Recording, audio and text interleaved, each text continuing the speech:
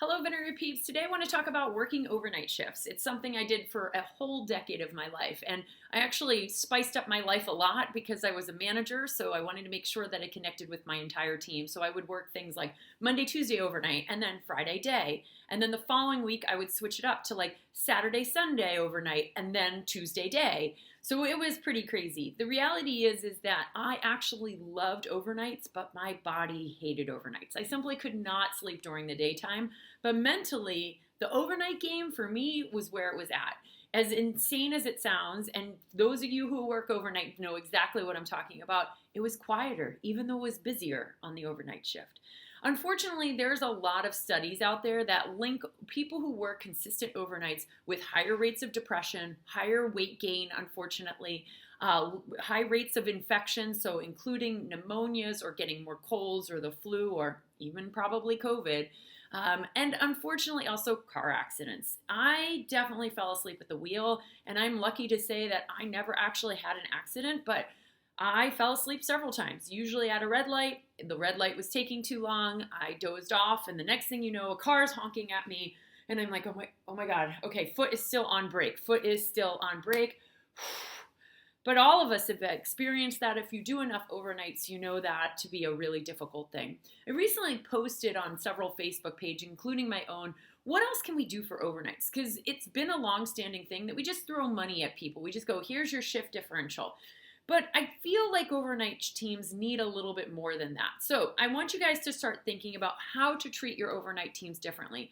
I'm going to do a podcast about this. I'm going to dive a little bit deeper into overnight shifts, really also just how to take care of our teams a little bit better on these shifts, because the reality is well, they kind of get pooped on. They get forgotten about. They work these overnight shifts, and then someone celebrates, a birthday during the daytime, and the overnight shift comes into crumbs on the counter that they have to clean up. It's like, oh, here's the remnants of a birthday cake.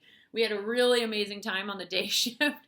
It was fantastic. There were cake and balloons and a celebration, but there's one half crusty piece of birthday cake left, and then, oh, here are the crumbs. Good luck cleaning that up. That is the reality. Or someone brings in pizza during the daytime, and overnight team gets like half a slice of pepperoni. Oh, I love whenever I would open up the pizza box and there were actual bites taken out of a slice and put back in.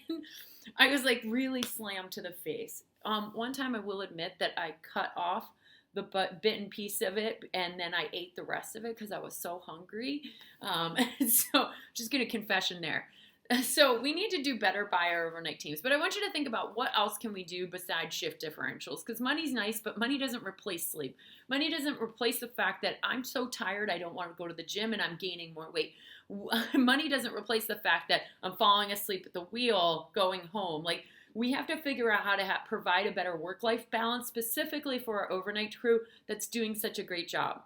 So I'm going to talk about some ideas that you guys shared with me, some ideas I've also had in my podcast that's coming up. But I really just want to say kudos to you guys doing overnight shifts. And if you are not an overnight shifter, be kind to those who are.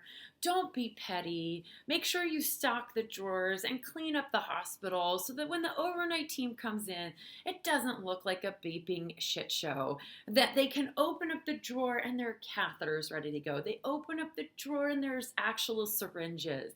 Because as much fun as it is to work these overnights where we have the hospital to ourselves, nothing irks us more than it's dirty and gross, and we are always the ones that have to clean it up. And I get it. There are turf wars. I'll talk about that in my podcast as well, of night versus day, day versus night, weekends versus weekdays. But just be kind to each other. And for those of you working overnight shift, thank you so much for that you do. If you are not an overnighter, if you are in a leadership role, I want you to start thinking about what can you do differently for our overnight team, because they are definitely some of the big heroes of our hospitals. Thank you so much, and keep on being a unicorn.